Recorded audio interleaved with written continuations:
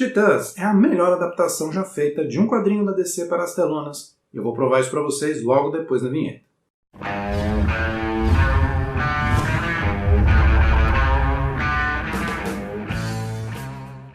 Salve galera, e hoje nós vamos falar sobre a série Titãs, que estreou no Brasil pela Netflix em 2018 e já teve uma segunda temporada em 2019. E, claro, eu vou comparar e analisar essa série em relação aos quadrinhos que deram origem a ela, os quadrinhos dos novos Titãs, lá do comecinho da década de 80. E é claro que eu tenho que avisar para vocês que esse vídeo vai ter spoilers da primeira temporada da série e do quadrinho, apesar do quadrinho já ter 40 anos, mas se você ainda não tiver lido, já fique sabendo que os spoilers estão liberados. Em meados do fim da década de 70, a DC estava preocupada com o crescimento da Marvel, a sua grande concorrente. E esse crescimento estava acontecendo por causa de uma série que tinha heróis, mas que eram heróis ali quase que adolescentes, jovens adultos. E esses heróis não eram mais aquelas pessoas perfeitas, aquelas pessoas incorruptíveis de décadas anteriores. Eles eram heróis cheios de problemas, dramas pessoais, tons de cinza. E eles contavam ainda com um elemento a mais, que era o preconceito. Eu estou falando, claro, dos X-Men, que se tornaram um grande sucesso. Então, o pessoal da DC falou, olha gente, precisamos de alguma coisa para brigar contra esse novo grupo. O que a gente vai fazer? E aí o pessoal olhou lá para o panteão deles e viu que haviam vários jovens que formavam a Turma Titã. A Turma Titã ela era formada por sidekicks. Sidekicks são aqueles heróis que andam junto do herói principal, que acabam ajudando. O mais famoso, claro, é o caso do Batman e Robin, mas você tinha também a Moça Maravilha. Sim, você talvez nunca tenha ouvido falar, mas ela era a sidekick da Mulher Maravilha, assim como a gente tinha o Aqualad, sidekick do Aquaman, e assim por diante. Mas o quadrinho feito a partir dessa turma não tinha dado muito certo. Foi aí que resolveram fazer uma grande reformulação e acabamos tendo esse grande clássico aqui, que é Os Novos Titãs. Um trabalho do Marv Wolfman e do Jorge Pérez, que acabou transformando isso daqui num grande sucesso. E 40 anos depois, nós temos finalmente uma série de TV para eles. E para poder analisar essa série e mostrar como ela conseguiu trazer para as telas um resultado legal, eu resolvi escolher 3 tópicos para conversar com vocês. Então a gente vai mostrar como foram feitas as adaptações dos personagens, as adaptações da trama e a modernização. Os personagens, é claro, é óbvio, a gente vai mostrar as diferenças dos personagens, como eles eram naquela época, como eles foram feitos hoje. A gente vai mostrar também sobre a trama. Que trama que foi usada? Ela é fiel a alguma coisa dos quadrinhos? Ela é totalmente nova? E, mais importante ainda, a modernização. Já que muitos dos conceitos que haviam lá no quadrinho não servem, estão desatualizados para o dia de hoje. E a série tem um papel muito importante, que é o de pegar fãs antigos, fãs como eu, que conhecem a obra original e estão interessados em ver uma adaptação, e vão ter todo aquele sentimento de nostalgia, mas também de pegar o pessoal mais novo, que muitas vezes nunca ouviu falar desses heróis, ou não lê quadrinhos. Então a série precisa atender a esses dois públicos, e quando ela consegue fazer isso de forma a agradar ambos, é aí que a série acerta em cheio. Falando sobre os personagens, primeiro a gente tem que comentar sobre o número de personagens utilizados quando a gente vai ter uma equipe de super-heróis. E por algum motivo o número cabalístico parece ser o número 7. É muito comum que haja 7 heróis principais em um grupo, com alguns coadjuvantes que vêm e vai. E essa é justamente a receita lá da obra original, de 1980, com 7 heróis. E é um grupo que já era bastante balanceado. A gente tinha 3 mulheres, 4 homens, sendo que um desses homens ele não era necessariamente um super-herói. Né? O Robin ele não tem poderes, e o grande poder dele é o poder de organizar tudo, de ser o líder. Então até nisso eles balancearam. Tem personagens com mais poderes, personagens com menos poderes, personagens de várias etnias. É um grupo muito bem balanceado e que facilita a identificação com o leitor. Na série, o pessoal optou por fazer um núcleo de heróis um pouquinho menor. Se você for pensar, nós temos apenas 4 heróis carregando a trama principal. com outros heróis indo e vindo. Eu achei que essa foi uma boa escolha, já que colocar 7 heróis e desenvolver tudo isso de uma vez poderia deixar a audiência confusa, lembrando que muita gente não conhece esses heróis e está tendo o primeiro contato com eles. Então, fazer um núcleo menor e ir apresentando outros heróis que vêm e vai aos poucos foi uma excelente ideia. Bom, e aqui a gente já vai perceber as primeiras diferenças, já que a equipe original contava com Robin, Kid Flash, Mutano, Cyborg, Ravena, Estelar e Moça Maravilha, sendo que desses, Ravena e Estelar eram personagens completamente novos, elas nunca tinham aparecido antes. E assim mesmo como o Cyborg, que não participava do grupo, e o Mutano, que também vem de um outro grupo, que é a Patrulha do Destino. Então, os organizadores do quadrinho pegaram esses personagens de vários lugares e colocaram eles não mais como crianças que ajudam heróis adultos, mas como jovens adultos, emancipados que resolvem os próprios problemas e que não precisam ficar apelando ali para o herói principal o tempo inteiro. É mais ou menos isso que a série tenta fazer também. Ela começa mostrando pra gente o Robin se emancipando do Batman. Só que aqui já existe uma grande diferença em relação aos quadrinhos, que a série dá a entender que o Batman passou do limite. Ele acabou cometendo algum tipo de ato que o Batman nunca cometeria, que é o de matar um supervilão, o Coringa. Isso não é deixado 100% claro na série, mas é 99% de chance de que seja esse o problema. Então, o Dick está desgostoso com a sua relação com o Batman, ele acha que ele está se tornando muito violento e ele resolve se afastar disso. E é aí que ele acaba encontrando com uma menina muito jovem ainda, a Rachel. A Rachel está cercada de mistérios. Ela se vê aí com um tipo de superpoder muito estranho, muito sombrio. Ela não sabe como lidar com isso. E ela é o ponto focal da trama. Ela começa a perceber que estão atrás dela, que ela é importante por algum motivo. E isso aí é bem interessante porque eu vou falar mais pra frente sobre a trama, mas é basicamente a mesma trama que une os Titãs nesse quadrinho. Então aí o pessoal conseguiu fazer uma adaptação bem legal. Mas continuando dos personagens, a gente tem aqui essa adaptação da Ravena, a gente também tem a adaptação do Mutano, que nos quadrinhos é um bilionário. Ele foi adotado ali por um cara muito rico e ele tem empresas, mansões, a mansão dele ocupa quarteirões. E já para a série de hoje o pessoal achou que isso não caberia e colocou o Mutano como um rapaz ali abandonado, pobre, que foi cuidado pela Patrulha do Destino, inclusive com os poderes bem limitados. Por enquanto, ele só consegue se transformar em tigre. Ele ainda não entende os poderes dele.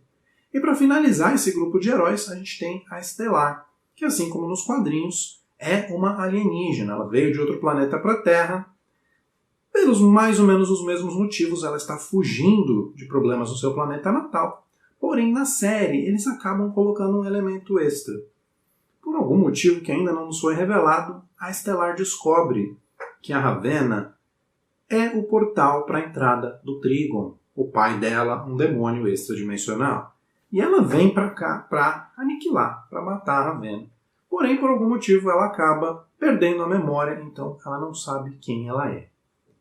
Então, mostrando para vocês aqui como foi feita a adaptação desses personagens, como eles eram um pouco mais superficiais lá na origem e como eles já se tornaram mais interessantes, mais cheios de problemas, como é nos dias de hoje. Porém, uma segunda adaptação que foi feita foi dar uma boa enfraquecida nesses personagens. Então, mesmo a Estelar e suas rajadas solares, ela aparenta ter um poder que de vez em quando ela enfraquece. O Robin, por ser já humano, eles não precisaram enfraquecer muito. E a Ravena e o Mutano mal sabem usar os seus poderes. Isso já é bem diferente dos quadrinhos. Já lá nos quadrinhos, esses personagens tinham pleno conhecimento de como usar os seus poderes. Eles precisavam apenas se juntar e combater o mal. E a trama da série vai colocar vários personagens coadjuvantes participando dessa equipe em certas indas e vindas. Isso também acontece aqui no quadrinho original. Apesar de a gente ter esses 7 personagens, volta e meia alguém sai, alguém chega, alguém pede ajuda. Então é muito comum a participação de vários outros personagens. E ali eles acabam incluindo um personagem bastante importante, que é da equipe original, que é a Donna Troy, a Moça Maravilha. Ela aparece logo no finalzinho da primeira temporada, mas ela já vai ter um papel bastante importante. Afinal, ela é uma personagem muito forte, ela tem muitos poderes e ela pode ser necessária, já que eles vão enfrentar um tipo de mal bem grande. A partir daí, a série para de respeitar a cronologia da revista e resolve usar o Panteão da DC de forma um pouco mais livre, como por exemplo na introdução do Jason Todd, que é o segundo Robin e que aparece logo no começo para contracenar com esse Robin antigo e para mostrar como que o Robin antigo, feito pelo Dick Grayson, está um pouco fora de moda. Ele já não quer mais ser o Robin, já existe outro Robin, e tudo isso é feito para mostrar que ele tem que trilhar esse caminho para deixar de ser esse herói, esse sidekick, e se tornar uma coisa própria. Eu não vou dar spoiler aqui, mas na segunda temporada vocês vão entender melhor o que acaba acontecendo com o Robin, mas na primeira temporada já está tudo muito bem explicadinho. A série também resolve colocar Rapina e Columba, um casal de heróis que nos quadrinhos é bem classe C, classe D, eles aparecem bem de vez em quando, mas que é uma dupla interessante e aonde o pessoal da série aproveita para colocar vários outros conceitos, para mostrar relacionamentos e para começar a explicar o que aconteceu com a antiga Turma Titã, já que também na série esses novos Titãs são sim uma nova equipe e os Titãs anteriores eles já se conhecem e eles já têm vários problemas por causa de missões anteriores. Então, como vocês podem ver, a adaptação dos personagens foi muito bem feita. E eu quero falar aqui um pouquinho também sobre a escolha do elenco. Quando eu vi as primeiras imagens, os primeiros trailers, eu confesso que eu levei um enorme susto. De cara eu não tinha gostado, eu tinha achado muito ruim o que eles tinham feito com alguns personagens. Mas depois de assistir 2 temporadas com calma e ver o resultado final, eu consegui mudar de ideia e hoje eu acho que foram ótimas adaptações. Eles não colocaram uniformes muito coloridos e resolveram isso com cores de cabelo, por exemplo. Então, se você for ver, a Ravenna ela usa um tom de azul, um azul bem escuro, quase roxo, que também é a cor da Estelar. E aqui temos um problema, que a Estelar é uma personagem que anda praticamente nua. Ela tem um maiô aí que é praticamente erótico, e isso não ia ficar muito bom nos dias de hoje. Então eles adaptaram bem isso, já que a Ravenna é uma adolescente, então a gente não vai colocar ela usando esse vestido de festa e essa capa. Inclusive, se você reparar no quadrinho, ela usa salto alto. E muitas vezes eu me pego pensando como que alguém luta de salto alto. Eles tiveram que adaptar isso. Então, a Ravenna agora é uma jovem, se veste como uma adolescente, não como uma adulta indo para uma festa. O mesmo acontece com a Estelar. Eles pegaram uma mulher e deixaram ela bem espalhafatosa, uma mulher grande, né? Então ela consegue representar bem esse cabelo gigante que a personagem tem, essa coisa das rajadas, e ela está sempre usando roxo, roupas bem brilhantes, o que acaba lembrando muito bem da personagem original. Então são adaptações muito boas. O mesmo vale para o Mutano. O Mutano é um cara verde. Então, se você lembrar, por exemplo, dos filmes dos X-Men, a gente tem a personagem Mística, que era uma mulher toda azul, e dava um trabalho danado maquiar uma pessoa para fazer, às vezes, 30 segundos de uma cena. O que eles acabaram fazendo foi colocar um rapaz ali, caucasiano, mas com um cabelinho verde, meio arrebitadinho, e isso passa muito bem a ideia. Quando ele se transforma em tigre, eles fizeram um tigre usando CGI, então o tigre pode ser verde à vontade. Acho que foi uma solução muito boa. Falando também sobre por que alguns personagens não apareceram. Você deve estar curioso por que Kid Flash e Cyborg da equipe original não deram as caras na série. Bom, isso acontece porque esses personagens já estavam sendo usados em outros universos. O Cyborg foi usado recentemente no filme Liga da Justiça e o pessoal não quis misturar o Zack Snyder lá com os Titãs aqui, daí o Cyborg teve que ficar de fora. O mesmo acontece com o Flash. O Flash já tem uma série própria e também apareceu na Liga da Justiça. Então a gente já tem 2 Flashes. E os 2 são Barry Allen. Aqui o Flash é o Wally West, um personagem que também foi introduzido na série do Flash. Então colocar outro personagem como o Wally West, a gente ia ter 2 Barry Allens, 2 Wally Wests, ia ficar muito confuso. Eles resolveram não utilizar esses personagens. Falando um pouquinho sobre o plot, sobre a trama dessa primeira temporada, eles conseguiram usar exatamente a mesma ideia que une os Titãs nos quadrinhos para a série, que é a chegada, a vinda do demônio Trigon. Ele é o pai da Ravenna com uma mulher humana e ele precisa da filha como uma espécie de portal entre mundos. E a Ravenna precisa então juntar heróis com poder suficiente para combater esse demônio. Essa é a história aqui desse quadrinho.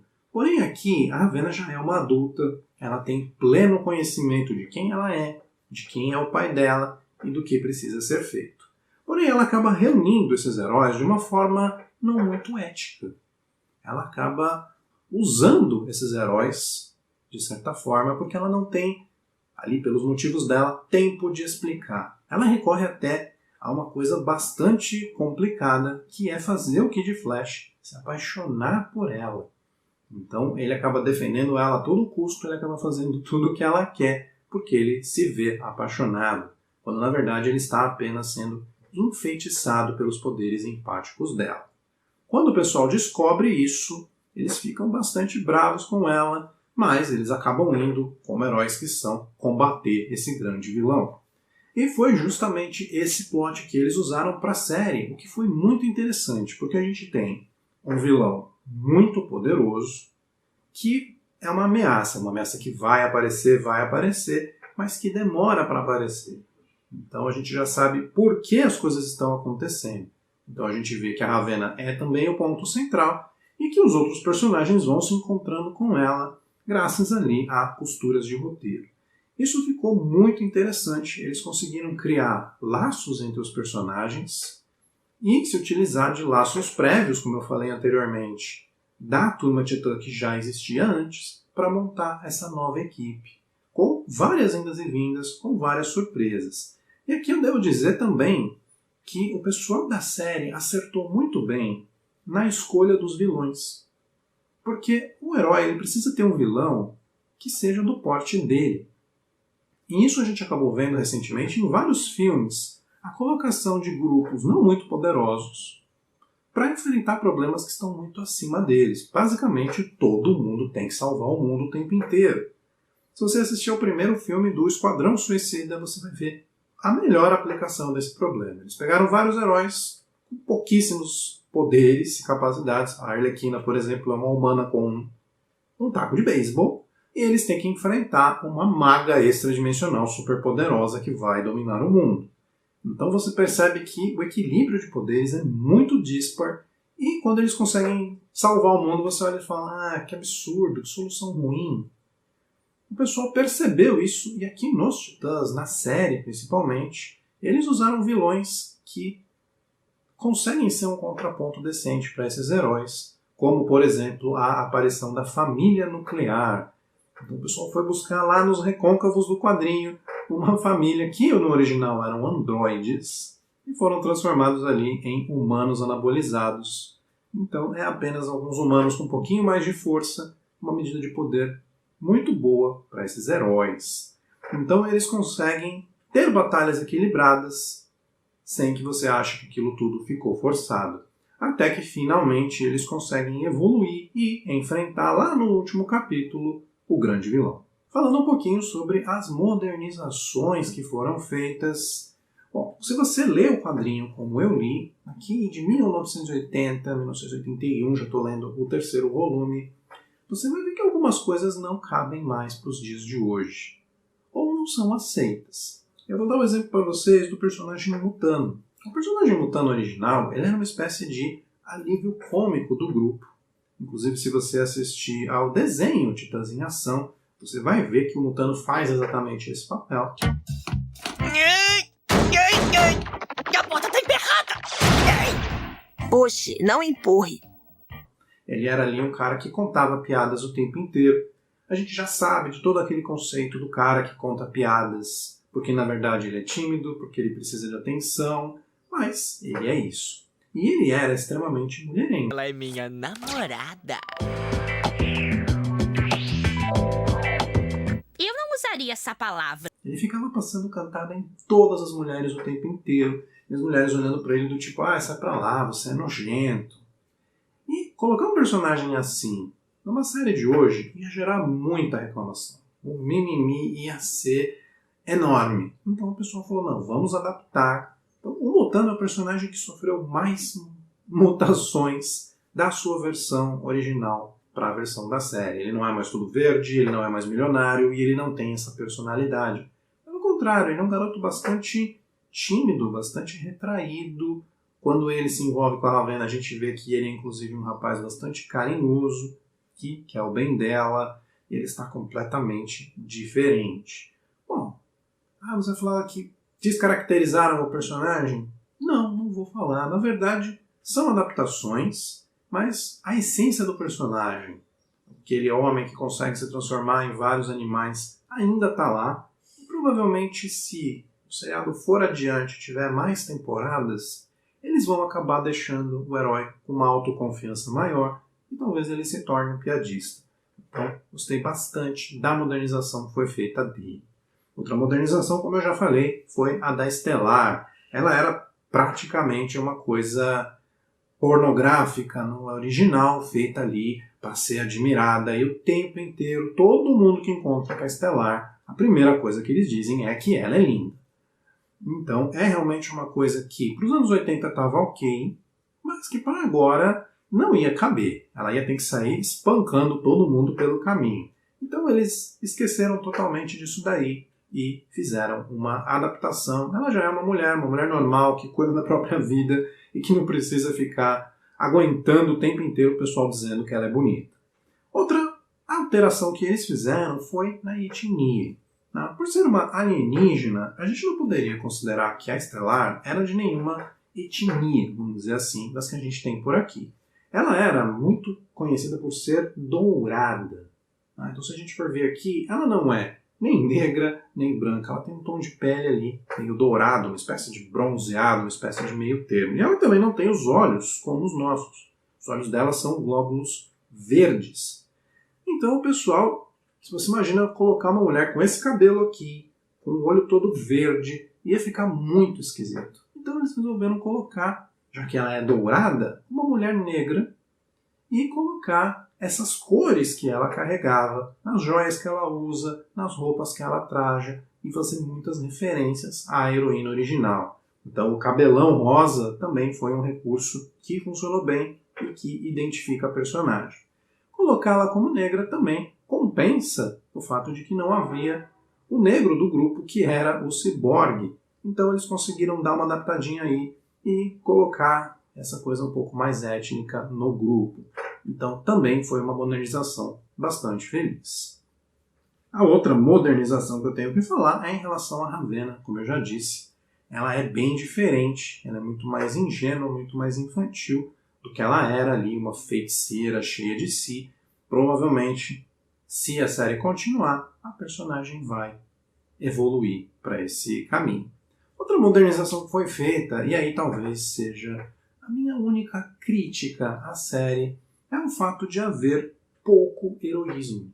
Quando a gente vê uma série de super-heróis, a gente gosta, pelo menos eu gosto, de ver heróis salvando o mundo, praticando boas ações. Mas, em geral, o que a gente acaba vendo na série são pessoas resolvendo os próprios problemas. Muitas vezes brigando umas com as outras ou resolvendo problemas criados por eles. A essência do herói é basicamente a de combater o mal, de pegar o bandido, de pegar o vilão e impedir que ele faça alguma coisa. Porém, as séries e os filmes de herói hoje em dia, eles apenas estão explorando essa psique do herói e o herói apenas resolve os próprios problemas. O altruísmo foi deixado de lado. Bom, infelizmente isso talvez reflita a nossa sociedade. A gente cada vez mais pensa apenas em si, cada vez menos nos outros. Até por isso a gente não tem mais heróis. Isso fica muito claro quando os heróis, vou usar esse termo aqui, vão até um hospício salvar ali a mãe da Rachel. E eles acabam tendo que lutar com vários seguranças para poder escapar.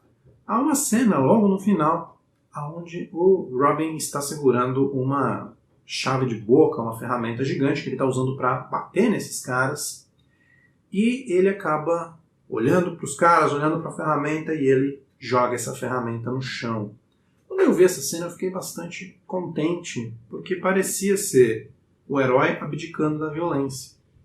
Não, eu já bati nesses caras, eles estão apenas cumprindo ordens, eu vou fugir aqui porque eu já consegui o que eu precisava, que era salvar esse inocente. Mas não, ele vira para Estelar, e aqui tem um grande spoiler da série, lembra que eu falei que eu ia dar spoilers, e ele já havia comentado que haviam canos de gás passando por aquele túnel. Ele pede para que a Estelar exploda aquele lugar com todo mundo que está ali dentro. Então, por mais que a gente tenha alguns vilões ali, a gente tem muitas pessoas que estão apenas seguindo ordens civis. Quando um grupo de heróis mata um grupo de civis, de sabe-se lá Deus quantas pessoas dentro de uma construção, eles deixam totalmente de ser heróis, não importa que motivações eles têm. E esse foi o nosso vídeo falando sobre Os Novos Titãs, esse quadrinho excelente lá da década de 80 e a sua adaptação para a TV, primeira temporada pela Netflix. Eu ainda estou lendo o outro arco, onde o Exterminador é o personagem principal, ele que é o grande inimigo dos Titãs, para poder comentar com vocês sobre a segunda temporada. Então, comentem aí o que vocês acharam das minhas análises, deixem as opiniões de vocês sobre as modernizações, sobre os personagens, sobre tudo que eu falei, e aguardem pela parte 2. Um abraço para todo mundo e até mais.